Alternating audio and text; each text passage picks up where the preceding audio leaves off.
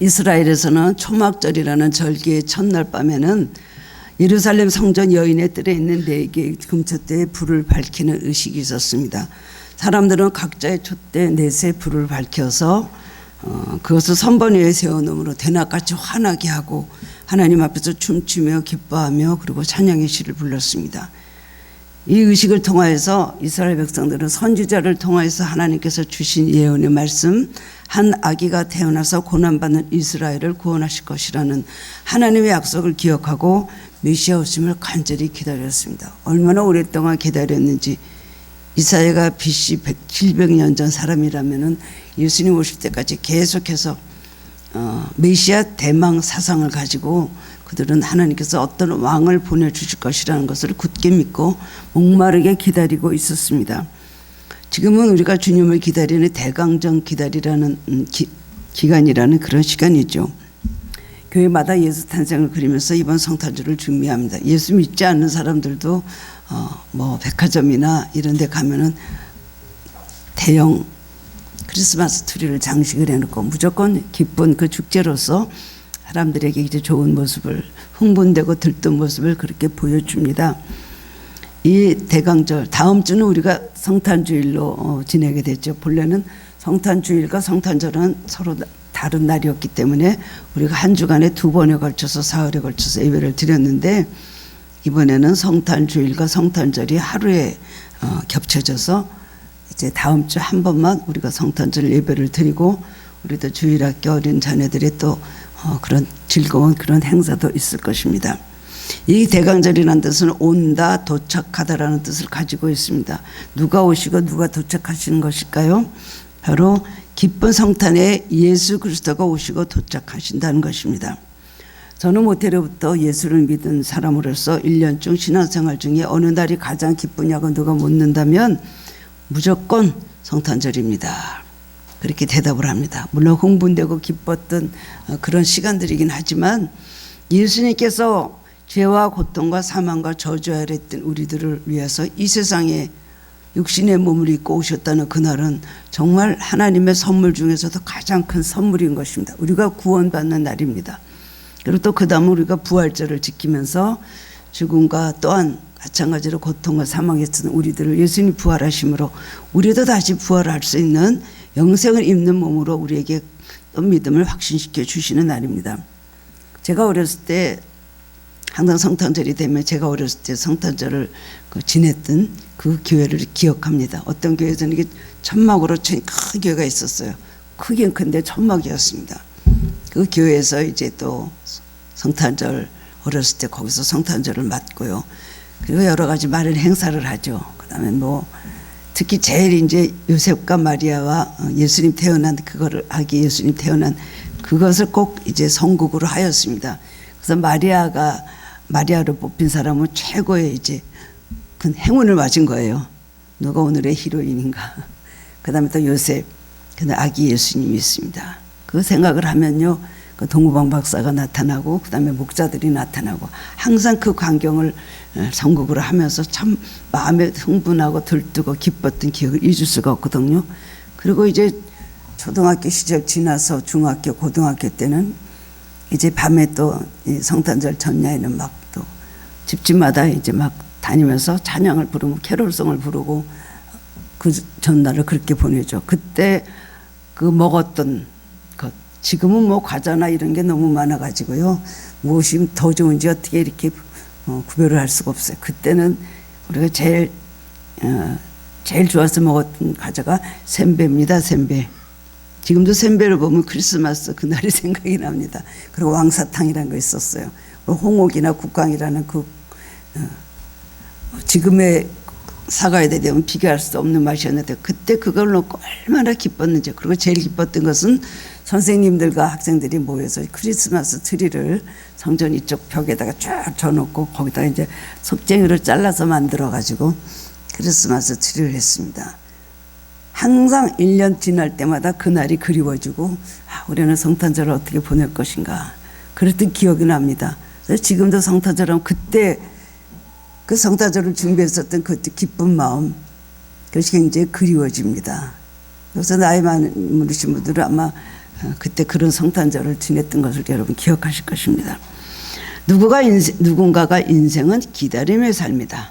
우리 인생을 뭔가를 기다리다가 만나지 못하고 기다리다 성취하지 못하고 죽는 것으로 끝나는 것이 우리의 기다림이죠. 그런데 인생 중에서도 자기 삶의 행복 그리고 기쁨, 희망을 가져다 줄 수 있는 존재에 대한 기다림은 당연히 가장 큰 비중을 차지할 것입니다. 우리 삶의 가장 큰 기쁨과 행복을 가져다 줄 수 있는 분은 누구시죠? 바로 예수 그리스도이십니다. 그분이 오심을 기다리는 날은 너무나 기쁘고 정말 큰 가치가 있는 그런 날인 것입니다. 오늘 본문은 세례 요한에 대한 이야기입니다. 그것은 세례 요한의 이야기일 뿐 아니라 구원받는 또 구원자를 기다리는 우리의 기다림에서 우리의 마음, 우리의 중심이기도 합니다. 세례 요한은 구약의 마지막 선지자였습니다. 누가복음 1장을 보면 그는 제사장 사가랴의 또 어머니 엘리사벳, 성경에 보면 그들이 굉장히 의인이라 그랬습니다. 하나님 앞에서 의로운 그런 제사장 부부였다는 것입니다. 그런 사람의 아들로 태어났습니다. 세례 요한은 태어나기 훨씬 전에 예수님의 탄생과 마찬가지로 가브리엘 천사가 그의 출산을 예언하고 예수님보다 6개월 먼저 태어났어요. 그리고 예수님 어머니 마리아와 그다음에 또 세례 요한의 어머니 엘리사벳은 서로 친족간이었습니다. 성경은 사가랴와 엘리사벳이 하나님 앞에 의인이라고 했는데 하나님은 이 의인의 아들로서 이 사가랴의 아들로서 하나님 세례 요한을 태어나게 그렇게 하셨습니다. 그때 모든 제사장들은 호화로운 옷을 입었습니다. 비단옷 같은 걸 입고 그다음에 그다음에 호화로운 또 궁궐에서 살았습니다. 먹는 것을 굉장한 진수성찬을 먹고 그렇게 사는 특권층이었던 사람들이 바로 제사장이었습니다. 그런 제사장은 이게 유전되는 것이기 때문에 제사장의 아들은 무조건 제사장이 되는 것입니다. 세례 요한은 굉장히 세상의 모든 부귀와 그리고 모든 명예와 권력을 다 누릴 수 있는 위치에 있었는데도 불구하고 출생할 때부터 천사의 그 예언에 따라 하나님의 보내신 메시아를 앞길을 준비하는 척경을 준비하는 자라는 그런 사명을 가지고 이 세상에 태어났습니다. 그는 호화로운 궁궐 생활을 하지 않고 어렸을 때부터 그 부모는 세례 요한을 빈들에 보냈다 그래서 광야로 보냈습니다. 광야로 보내서 거기서 낙타 털옷을 입고 허리에는 가죽띠를 띠고 음식은 메뚜기와 석청을 먹었습니다. 제사장들하고는 전혀 다른 삶을 살았죠. 그러면서 말하기를 예수님의 길을 예배하기 위해서 사람들의 죄악과 위선적 신앙을 지적하고 회개를 축제하는 말을 했습니다. 세례 요한의 메시지는 어느 누구의 메시지보다 가장 분명하고 확실한 것이었습니다. 그는 현실적으로 눈으로 보는 것 그리고 또 가까운 일, 먼 예언이 아니에요. 눈으로 보는 것. 이미 그때 예수님이 세상에 와 계셨잖아요. 눈으로 보는 것 말하고 가까운 일, 직면하는 것에 대해서 그렇게 말했기 때문입니다. 그리고 구체적으로 이야기했습니다. 그냥 회개하라 그러지 않았습니다. 구체적으로 어떻게 회개해야 될 것을 그는 지적을 해서 말했습니다. 메시아가 바로 여기에 오셨다. 그를 맞이할 길을 예비하라. 회개하라. 천국이 가까웠다. 도끼가 이미 나무 뿌리에 놓였다. 하나님의 심판이 가까웠다. 하나님의 역사가 지금 여기 가까이 와 있다라는 것을 실제성을 속에서 강하게 그는 외쳤습니다. 그는 바로 앞에 있는 말하고 증거함으로 큰 특권을 가진 선지자고 선지자 중에 큰 대표적인 선지자임을 보여주었습니다. 많은 사람이 그런 세례 요한을 따랐습니다. 그때 제사장들은 너무나 부패하고 종교 지도자들은 너무나 위선적인 생활을 할 텐데 세례 요한은 그런 사람 같지 않습니다. 그 사람을 세례 요한의 삶을 보고 사람들이 감동을 받은 거예요. 저 사람은 우리가 정말 원하는 우리가 바라보는 그런 제사장이 아닐까. 그러면서 세례를 줄 때 많은 사람들이 세례 요한에게 와서 세례 요한을 신뢰하고 세례 요한을 존경하기 때문에 하나님이 보내신 사람으로 믿었기 때문에 세례 요한에게 세례를 받았습니다. 그 중에는 예수님도 계셨죠. 이스라엘 여러 지역에서 모여든 사람들이 세례 요한의 입에서 선포되는 말씀을 듣고 세례를 받습니다. 세례 요한 입에서 선포되는 말씀은 백성들의 마음을 시원하게 해주는 거예요. 어떻게 용감하게 저렇게 말씀을 저렇게 전할 수가 있을까? 직선적으로 저렇게 전할 수 있을까? 직선적으로 저렇게 책망을 할 수 있을까? 우리들이 느끼는 바로 그것을 세례 요한이 말해준 것입니다. 세례 요한은 기다리던 예수님이 메시아 사역을 위해서 그 길을 예비하였습니다. 여러분, 오늘 우리는 무엇을 기다리며 살고 있습니까? 우리는 누구를 사바하면서 우리는 기다리며 살아가고 있습니까? 여러분, 삶의 목표가 있죠. 내가 뭘 기다립니다. 뭐를 내 삶 속에서 성취하고 싶습니다. 적어도 나는 이렇게 되고 싶습니다 하는 자기 나름대로의 어떤 목적과 어떤 가치관이 있을 것입니다. 우리들이 그것이 잘못되었다면 우리는 그리스도인이라고 할 수가 없습니다. 세례요한 만큼 예수님이 오시는 것을, 예수님이 하실 일을 준비하고 예수님을 소개한 사람은 없었을 것입니다. 오늘 본문의 말씀을 통해서 우리가 대강절에 어떤 중심을 가지고 살아야 될 것인가, 이 성탄절을 이번에는 어떻게 맞아야 될 것인가 깨달아보려고 함께 은혜를 나누는 시간이 되길 원합니다. 첫 번째로는 하나님의 나라를 기다리며 살아가야 된다는 것입니다. 우리는 하나님의 나라를 기다립니까? 아니면 세상의 나라를 기다립니까? 어떻게든 세상 나라가 커지고 내 삶 속에 세상의 나라가 우뚝 서기를 원하는 그런 마음 갖고 우리는 살아가고 있지 않는지요? 우리 삶의 참된 목적에서 빗나간 삶을 살 때가 많이 있습니다. 우리가 정말로 삼아야 될 기다림은 하나님의 나라입니다. 하나님의 나라가 우리 마음에 임해야 되고, 하나님의 나라를 위해서 우리는 항상 꿈꾸며 애쓰며 노력하며 그것을 추구하면서 살아가야 된다는 것입니다. 이스라엘 사람들이 하나님 나라를 사모하고 기다렸던 이유는 뭡니까? 그 약속된 나라에는 행복이 있고, 그리고 인간이 추구하는 아름다움이 다 갖추어진 이상적인 나라였기 때문입니다. 물론 굶주림도 없고 가난함도 없고, 그리고 모든 삶의 공고함이나 목마름이 없는, 불행함이 없는 그런 삶을 그들은 꿈꿔왔습니다. 그러면서 예수님께서 메시아가 오시면 그 메시아가 우리 땅에 모든 걸 평안을 줄 것이고 자유를 줄 것이고 우리 삶의 현실적으로 우리를 행복하게 해줄 것이라는 굉장한 마음의 간절한 그들 기다림이 있었습니다. 그런데 예수님께서 오셔서 하신 말씀 뭐예요? 내가 너희들에게 떡을 주겠다. 너희들이 이제 로마의 압제에서 어떻게 하면 벗어날 수 있을 것이다. 아니면 너희들이 어떻게 하면 잘 살 수 있을 것이다. 행복한 삶을 살 수 있을 것이다. 그 얘기는 하진 않으시죠. 행복한 삶을 삶을 살되 어떤 사람이 행복하냐를 말씀해 주신 거예요. 사람들은 천국 생활을 사모했습니다. 메시아가 오시면 천국이 될 것이다 라고 믿고 있었거든요. 근데 예수님 오셔갖고 천국 말씀을 하시는데, 맨 처음에 산상수훈의 마태복음 5장에서 처음에 하신 말씀이 천국에 대한 말씀을 전파하셨잖아요. 사람들은 어떤 것이 천국일까? 이 나라를 어떻게 정말 곡창지대로 만들으셔서 정말 기름진 나라로 만들어 주실 것인가? 그것을 기다리면서 메시지를 듣고 있었는데 예수님이 전파한 것은 전혀 다른 거예요. 심령이 가난한 자 복이 있고, 애통하는 자 복이 있고, 온유한 자 복이 있고, 의에 주리고, 그러면서 팔복을 말씀하시는 것이 사람들이 저것도 행복일까? 저것도 행복일까? 라고 아마 의문을 가졌을 것입니다. 그건 뭘 말씀하신 것입니다. 너희들의 참 행복과 너희들이 원하는 파라다이스, 낙원은 어디 있느냐? 하나님 나라라는 걸 말씀해 주신 것이죠. 그것이 다 추구하는 아름다움이 다 갖춰진 나라는 이 세상의 나라가 아닙니다. 가장 이상적인 나라, 우리가 꿈꾸는 나라는 어디 있어요? 우리가 죽음에 갈 천국이라고 할 수가 있습니다. 가르치신 대부분도 바로 하나님 나라에 대한 것을 가르치셨습니다. 하나님의 나라가 예수님께서 오신 바로 핵심 내용의 전부라고 할 수가 있습니다. 마가는 하나님 나라에 대한 소식을 좋은 소식, 즉 복음이라고 그랬어요. 어떤 것보다도 하나님 나라에 관한 소식이, 하나님 나라를 소개하시는 설명하신 그 말씀이 가장 우리에게는 좋은 소식이다 라고 말했다는 것입니다. 윌리엄 바클레이라는 목사님은 유대인들이 믿고 있던 나라는, 하나님 나라는 어떤 나라를 그들은 꿈꾸고 있었느냐.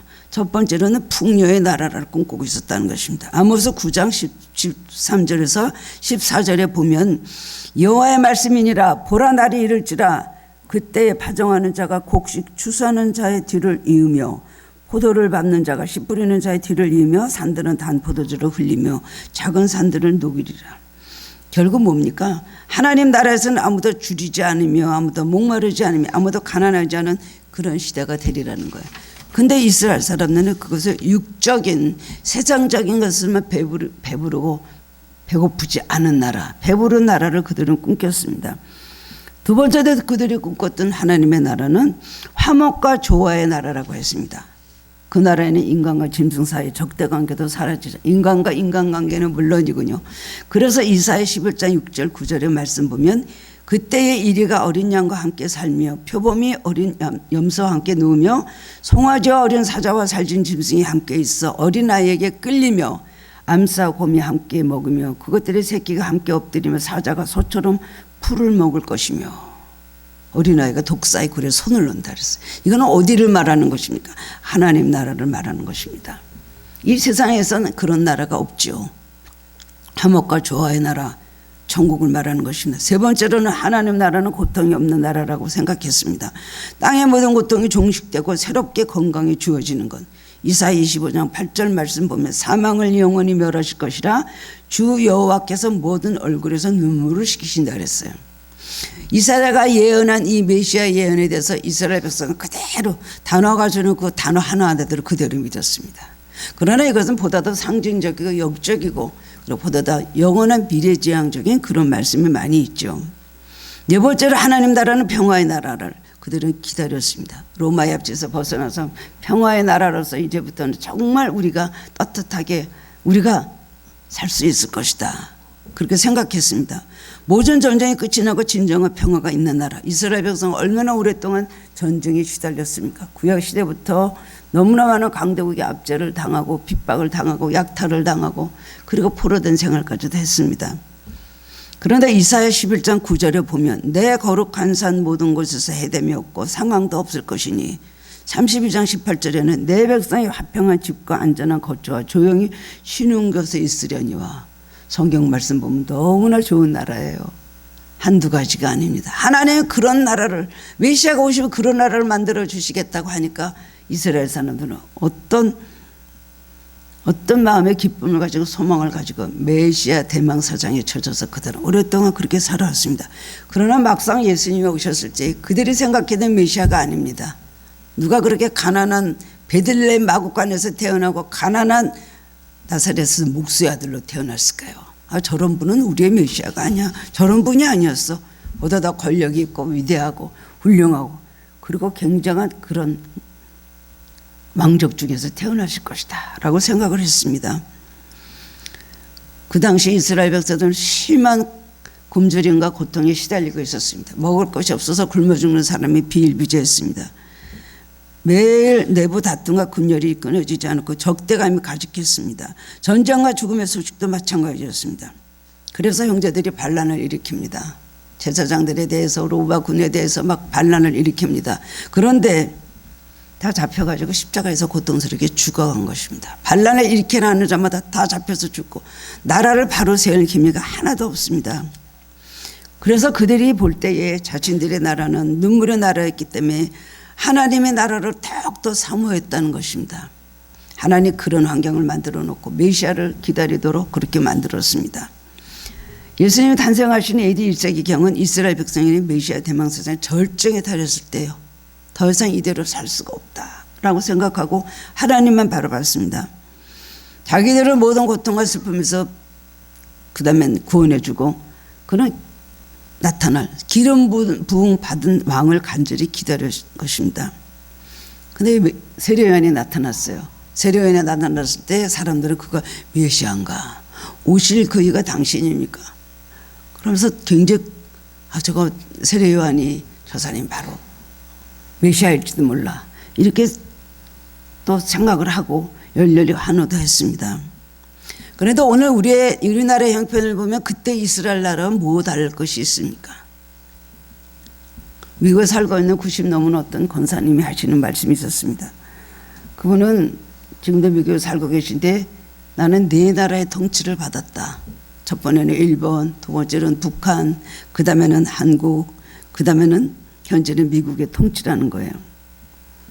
고향이 평양이라서 일제에서 태어나셔가지고 북한 공산치하에 살다가 그 다음에 신앙을 위해서 남한으로 월남하셨고 지금 이거 살고 계시는데 그 다음에 네 나라를 거치는 동안에 한 번도 행복한 적이 없다는 것입니다. 지극한 고통과 분노와 시달림과 고난 속에 살아왔다는 걸 고백하는 것. 이 세상은 바로 이런 것입니다. 뭐 그 예수님 시대보다 나을 것이 하나나 있습니까? 우리가 살고 있는 이 시대는 어떤 시대입니까? 너무나 우리는 개탄하고 안타까워하며 정말 탄식하는 그런 시대로 갈 수가 있죠. 예수 믿는 우리들이 이 사회를 변화시키고 영적으로 개혁을 일으키고 이 나라를 정말 회복시키는 나라가 우리들에게 주신 사명인데 우리들은 어떻게 할 수가 없습니다. 한마디로 역부족입니다. 알고 있으면서 어떻게 할 수도 없고 기도하면서도 이루어지지도 않고 우리가 전도를 한다 그래서 이 나라를 뒤집고 이 모든 악을 물리칠 만한 능력의 우리에게는 없습니다. 너무나 죄악이 관영합니다. 소돔 고모라 때가 이랬을까요? 너무나 악한 시대를 살고 있습니다. 남편의 보험금을 타내기 위해서 남편을 죽이는 사람이 있죠. 자기 그런 부부싸움 하고 나서 그 다음에 이성을 잃고요. 그다음 아이들을 베란다에서 집어던지고 아내도 죽고 자기도 애들도 죽고 자기도 죽고 이런 일들이 우리는 너무나 많은 그런 소식을 듣고 있습니다. 어처구니 없는 세상이죠. 빈부가 격차는 너무나 심해져서요. 뭐 잘 사는 사람들은 막 차를 뭐 5억 6억짜리 차를 막 서너 대씩 갖고 몰고 다니고 그야말로 기염을 토하고 굉장히 깃발을 날리고 다니고 있습니다. 돈이 없어서 치료받지 못하는 사람 그야말로 지금 쪽방이라 그러나요. 그런 것에서 어른들이 얼마나 조그만 방에서 고생하면서 치료도 받지 못하고 살다 죽는 일들이 얼마나 많이 있습니다. 빈부격차가 너무나 심합니다. 군대에서 의문사를 한 자녀들 너무나 지금 뭐 이런 통합병원에 가면 의문사한 자녀들이 그렇게 많아서 장사도 지내지 못하고 그 다음에는 있다는 그런 소식들을 제가 들었습니다. 북이 대처하고 있습니다. 반세기 이상 흘렀지만 가족끼리 만나는 이상과 상봉도 제대로 이루어지지 않고 있습니다. 핵개발로 전쟁의 위협을 받고 있는 상황에 이렇게 뭐 앞뒤를 뭐 지축을 분간할 수 없는 이런 고통 가운데 살고 있으면서도 우리가 태어나서 살아가는 땅이기 때문에 이 땅을 어떻게 할 수 없고 우리는 여기서 그냥 살아가다가 언제 죽을지 모르는 삶을 살고 있는 것이에요.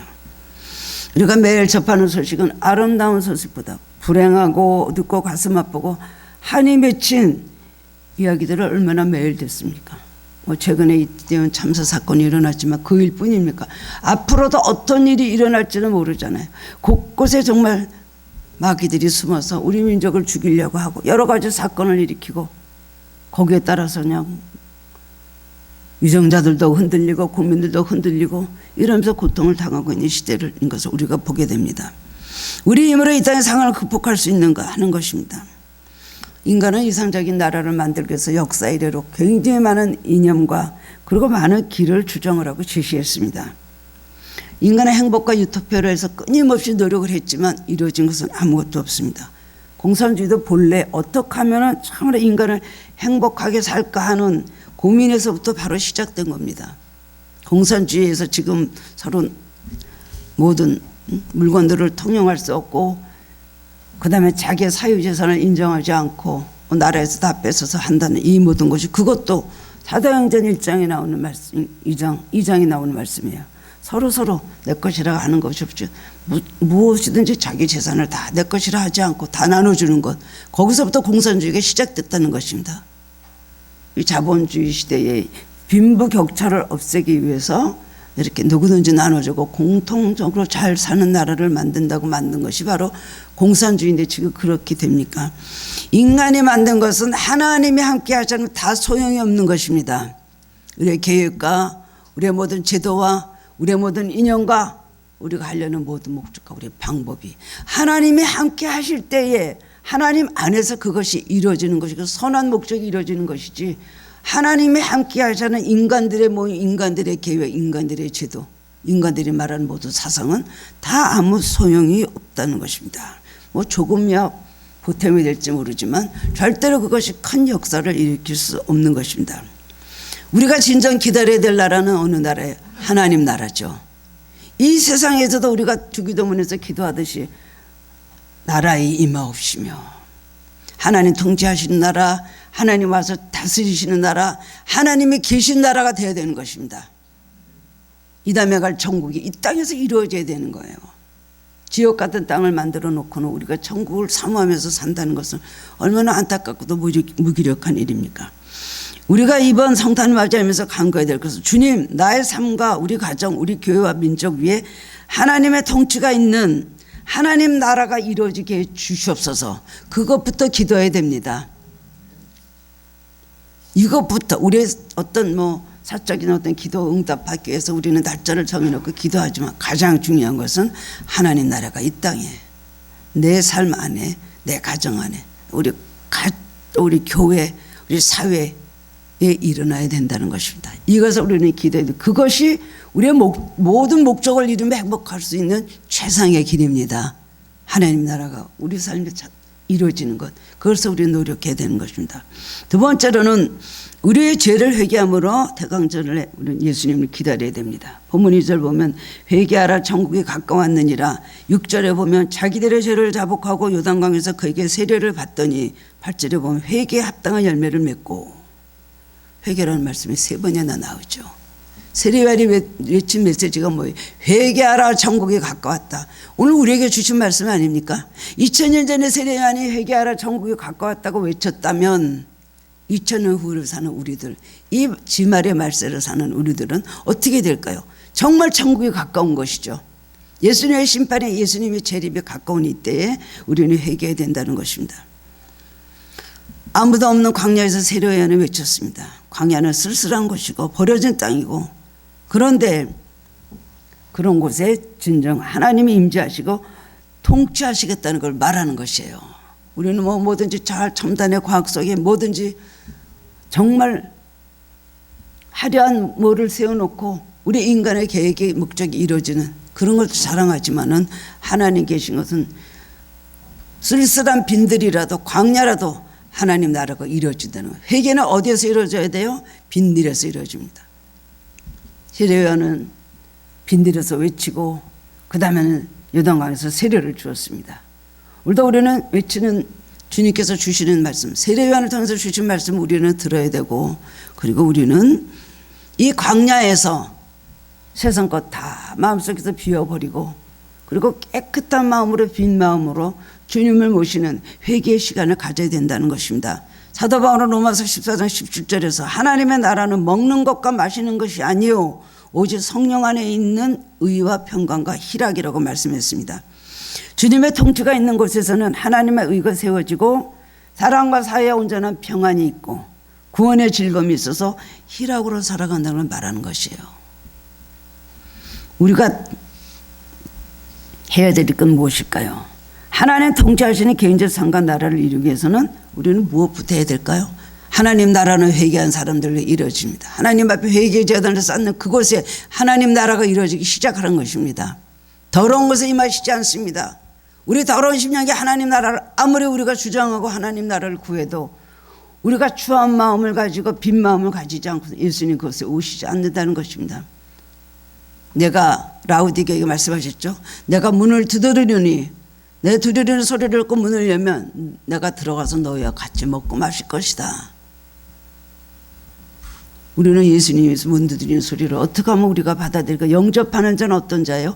회개하는 자인 것입니다. 그래도 우리가 이제 다음 주에 성탄절 하고 그 다음에는 6일 있으면 더 성구영신이고 7일 있으면 이제 주일이 되죠.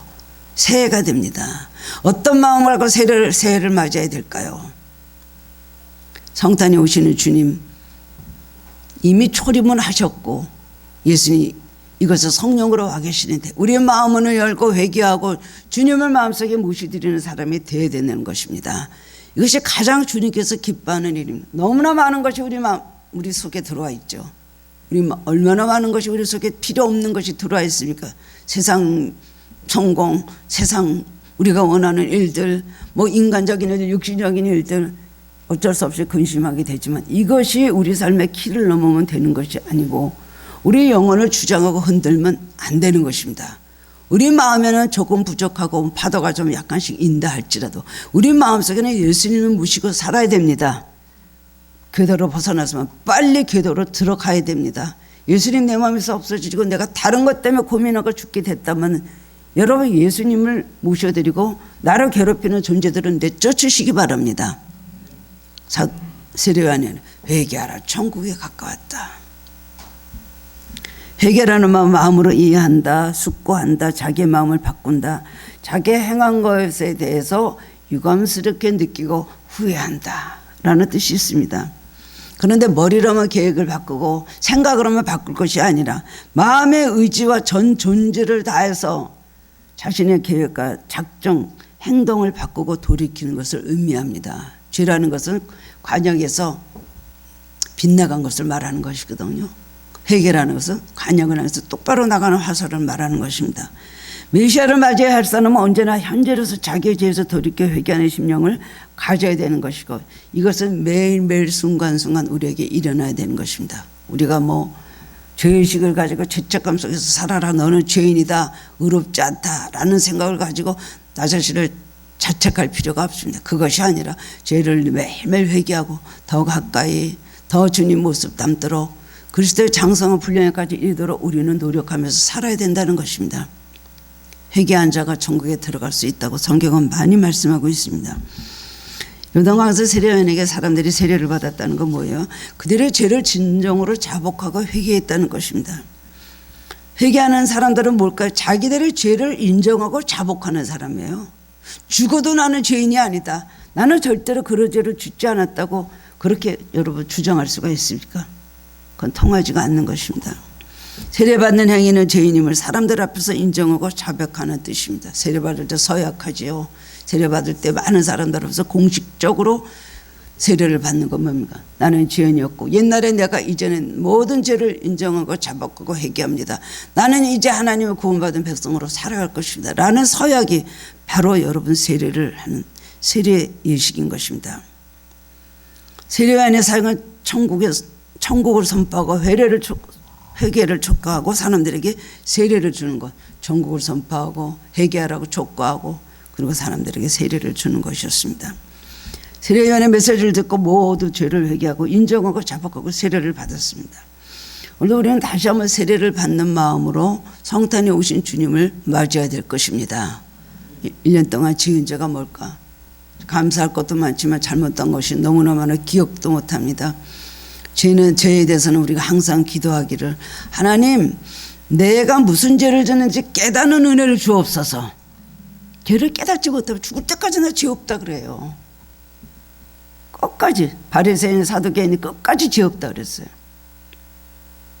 오늘 우리는 주님께서 우리에게 성령으로 착 빛을 비춰주실 때에 나에게 회개가 필요한 것을 알고 구할 때에 성령으로 우리만 밝은 빛을 비춰주면 우리 속에도 모든 죄들이 드러납니다.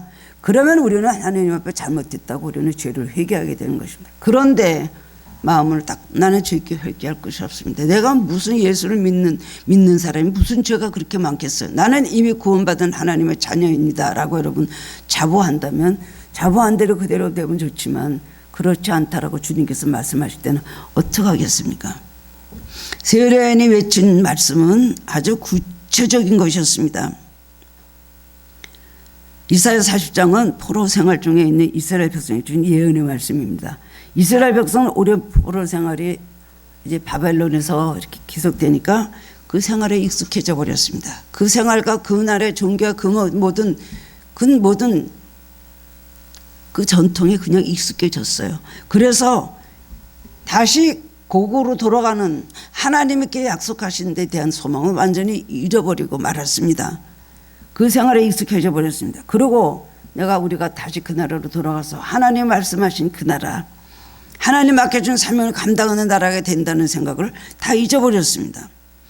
그래서 스가랴 선지자 때 바벨론 포로하다가 그 다음에 다시 고국으로 돌아갈 기회가 있어서 사람들이 포로 귀환할 때 돌아가는데도 불구하고 우리는 안 갑니다. 여기 살겠습니다.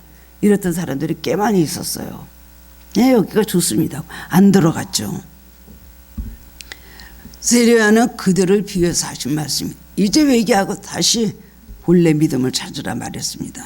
근데 바리새인과 사두개인들은 자기네들은 죄가 없다 그랬어요. 그리고 세례받으러 바리새인과 사두개인들이 나타났지만 그것은 겉으로 뭔가 정탐하려고 온 거예요. 절대로 회개하는 마음이 없었습니다. 그냥 가서 어떻게 하나 보자, 세례를 줘? 저 사람이 뭔데 세례를 줘?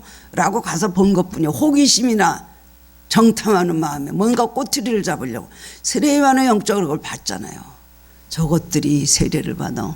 너 회개하는 마음이 있냐 없냐? 자복하는 마음이 있냐 없냐? 그러면서 하는 말씀이 뭐라 그랬어요? 응? 그리고 그 사람들은 나는 이스라엘 민족이기 때문에 당연히 하나님 율법대로 사니까 나는 당연히 하나님의 백성이다. 나는 아브라함의 자손이다 생각하고 있었잖아요. 그런데 세례요한은 그 심령을 들여다봤습니다. 회개가 없는 그들에게 너희들이 특별한 죄 있다 할지라도 아브라함의 자손이라는 생각을 하지 말아라. 회개하지 않으면 멸망한다. 하나님은 이 돌 하나를 가지고 갑자기 이 시간에 갑자기 아브라함의 후손 자손을 만들 수 있어 라고 막 책망을 한 거예요. 그리고 그것도 성령 안찬이가 뭐라고 써요? 독사의 새끼들아. 독사의 자식들아예요. 독사의 새끼들아 그 소리죠. 독사의 자식이 뭡니까? 마귀의 자식이라는 소리 아닙니까? 너희는 마귀의 종들이다 라는 말입니다. 그래서 굉장히 질책하며 임박한 진노를 그들에게 경고를 했습니다. 도끼가 나무뿌리에 이미 누워있다. 너희들은 이제 곧 임박한 진노를 피할 수 없을 것이다 라고 했어요. 그리고 누가복음 3장 11절에 보면 옷두벌이 있는 자, 부유한 자죠. 옷 없는 자에게 나눠줘라. 그리고 먹을 것이 있는 자도 그렇게 하라 하고 군인들에게는 사람에게 가서 강탈하지 말고 거짓으로 고발하지 말고 받는 급료를 족한 줄 알라. 아마 거기 가서 이제 공갈 협박하면서 뜯어내는 그런 군인들이 많이 있는가 봅니다. 우리 중에도 현실의 삶에 앉아있는 사람이 있을 수 있습니다. 현실 생활이 이만한 평안하니까 하나님 나라를 뭐 간절히 기다리지 않을 수가 있습니다. 사는 것도 좋은데 이만하면 저는 만족하고 감사합니다. 그건 감사할 수는 있겠지만 그러나 완전하지 못하면서 완전한 것 같이 생각하는 건 잘못된 것입니다. 하나님은 우리에게 이 세상에 와서 너희들 구원받고 기분 좋고 교회 왔다 갔다 하라고 우리를 구원해 주신 게 아니에요. 그래서 우리를 예수 믿게 한 것이 아니에요. 우리에게 주신 사명들을 잘 감당해야 된다는 것입니다. 내가 바리새인과 사두개인이다. 우리는 여기서 아니라고 말할 수 없을 것입니다. 신앙생활을 오래 했다고 말씀 많이 한다고 하나님 나라의 백성이 내가 무조건 되었다고 할 수가 있겠습니까? 뭐 교회 봉사 잘하고 또 이것저것 여러 가지 하느라고 했지만 또 사회적으로 도덕적 윤리적인 죄를 짓지 않는다고 해서 주님의 임박한 진노를 피할 수 있는 것이라는 생각을 우리는 버려야 되는 것입니다. 그렇기 때문에 우리는 회개가 필요합니다. 우리는 절기 따라 사순절 기간에 또 새해를 맞이할 때 사순절 기간에 고난주간에 부활절에 우리는 계속 절기 때마다 그때마다 우리에게 필요한 것은 하나님 앞에 다시 우리의 모든 죄를 회개하고 깨닫고 다시 한번 옥신을 내고 바른 자세를 가져야 되는 것. 우리 창립 주년 우리 맞을 때도 바로 그렇습니다. 하나님께서 섬길 제단을 주신 것 감사하고 이 제단을 해서 내가 어떻게 겸손히 어떻게 내가 신실하게 섬겨야 될 것인가 그거를 우리가 새로운 마음 먹으라고 우리에게 창립기념주의를 주신 것입니다. 본질적인 사명을 잊어버린 사람을 회개해야 되는 것입니다. 그렇습니다. 습관처럼 몸에 밴 세상적인 기쁨과 즐거움을 잃어버릴까 두려워서 실천에 옮기지 못하는 사람도 있습니다. 뒤의 것을 버리지 못해서 미련을 갖고 있기 때문에 깊은 바다로 들어가려고 생각을 안 합니다. 신앙생활을 깊게 하는 것에서 굉장히 두려움을 가지는 그런 다른 교회 분들이 저는 그동안 많이 봤습니다. 아우 그렇게 하기 싫어요. 기도생활 하기 싫어요. 그러면 연단 더 받아요. 아유 은사 받기 싫어요. 그러면 여러 가지로 하는 모든 게 힘들어져요. 라고 하면서 그냥 가까이 나가는 건 은혜를 구하십시오. 성령 충만 구하십시오. 아니 그런 거 안 구한대요. 그냥 이것이 좋습니다. 라는 말이 하는 사람 있습니다. 뒤를 돌아보다가 멸망한 우세초와 같은 사람이 바로 이런 사람입니다. 하나님 앞에 가슴을 찢고 애통하는 진정한 회개를 하나님 원하신다는 사실을 기억하시기 바랍니다. 마지막 세 번째 회개에 합당한 열매를 맺어야 됩니다. 그러므로 회개에 합당한 열매를 맺고 회개에 합당한 열매라는 말은 무게를 단다는 뜻이 있습니다. 나의 죄에 상응하는 회개의 열매, 삶의 무게를 말하는 것입니다. 세례요한에게 나오는 바리새인과 사두개인들도 회개하라면 할 수 있는 사람들이고 세례를 주면 또 자복할 수도 있는 사람들이었는데 그러나 회개하라는 그들의 거짓된 입술의 말을 그건 거짓된다는 것. 그래서 세례요한이 거기서 책망을 한 것입니다. 우리는 회개라는 것은 입술의 말. 이 사람들도 회개한다 그러고 세례요한에게 나타났겠죠. 그래서 이제 세례를 받으려고 가까이 갔지만 세례요한은 그 중심을 들여다본 거예요. 저거는 입술의 거짓말이다. 입술로 하는 거짓 회개다. 회개는 뭐예요? 회개는, 진정한 회개는 입술에 있는 것이 아닙니다. 진정한 회개는 가슴에 있고, 진정한 회개는 생활 속에서 우리가 열매로 맺어야 되는 것입니다. 회개에 합당한 열매를 맺어라. 그래, 네 입으로 회개한다 그랬으면 네 생활 속에서 열매가 있냐? 아무리 들여다봐도 열매가 없는 거예요. 입으로만 회개합니다, 회개합니다, 모든 죄를 용서해 주시옵소서 하고 기도를 하지만 진정으로 나를 바꿀 의지가 하나도 없습니다. 나의 고집과 아집과 나의 모든 욕망을 가지고 그대로 살아갑니다. 이번 성탄절에 우리의 가슴과 가정과 하늘께, 그리고 무엇보다도 이 민족에 하나님 나라가 임하시도록 간구하고, 그리고 내 자신의 죄인임을 다시 한번 깨닫고, 겉으로 보기에 의롭게 살았든 겉으로 보기에 어떻게 살았든 간에 우리는 죄인임에 분명한 것입니다. 하나님 앞에 죄를 회개해야 됩니다. 회개하려고 들면 회개할 죄가 얼마나 많은지 너무나 많아서 다 나열할 수도 없습니다. 회개는 주님의 재림을 기다리는 성도에 마땅한 간구가 되어야 되고, 성탄을 준비하는 바른 길을 자세한 것을 기억해야 됩니다. 우리는 이런 사명을 생각하고요. 이제 성탄이 일주일 남았는데 어떻게 해서 우리는 주님, 아기 예수님 태어나신 주님을 어떻게 맞이할까요? 회개함으로, 하나님 나라를 구함으로, 하나님의 나라가 이 땅에 이루어지도록, 하나님 통치하신 나라가 되도록 나와 내 자신과 내 가정과 교회와 사회와 그리고 모든 민족에 그런 축복이 있어야 될 것입니다. 그러므로 성탄절을 기다리시기 바랍니다. 주님을 마음속에 진정으로 모시는 성탄이 되기를 원합니다. 이제부터 주님 말씀대로 살고 하나님 나라가 늘 마음에 있고 회개에 합당한 열매를 맺는 저와 여러분 되시기를 주님의 이름으로 축원합니다. 사랑의 주님, 은혜를 감사드립니다. 여러 가지로 너무나 부족함이 많은 저희들, 그래도 하나님 저희들을 만세전에 택하시고 구원하시고 하나님의 자녀를 삼아 주셨습니다. 우리 나무에서, 구원을 받은 우리 나무에서 하나님은 정말 좋은 열매를 기다리시는데, 우리는 좋은 열매보다 나쁜 열매를 맺을 때가 더 많이 있었음을 고백하오니 용서하여 주옵소서. 마음은 원이라도 육신이 약합니다. 이 고백을 어느 때까지 하겠습니까? 회개합니다 하지만 우리 입술에는 회개가 있고 생각과 마음과 생활에는 전혀 회개가 없는 삶을 되풀이하는 그런 저희들이었음을 주님 앞에 고백하오니 용서하여 주시기를 원합니다. 성령이 강하게 오셔서 진정으로 죄를 깨닫고 회개하게 하여 주옵소서. 진정으로 주님의 마음속에 오심으로 하나님 나라가 이루어지고 이 하나님 나라를 이웃들에게 전하는 사명을 감당할 수 있게 하여 주시기를 원합니다. 모두 다 이 세상이 약합니다. 바른 말 하는 사람들이 별로 없습니다. 우리가 예수 믿으면서도 이것도 옳다 저것도 옳다 하면서 모든 것을 받아들이고 그리고 혼합된 그런 생활을 하는 일이 많이 있습니다. 주여, 정말 세례요한과 같은 외치는 자의 사명을 감당하며 정말 의를 의라고 말할 수 있는 저희들 되게 하여 주시옵소서. 예수 그리스도 이름으로 감사하며 기도드리옵나이다. 아멘.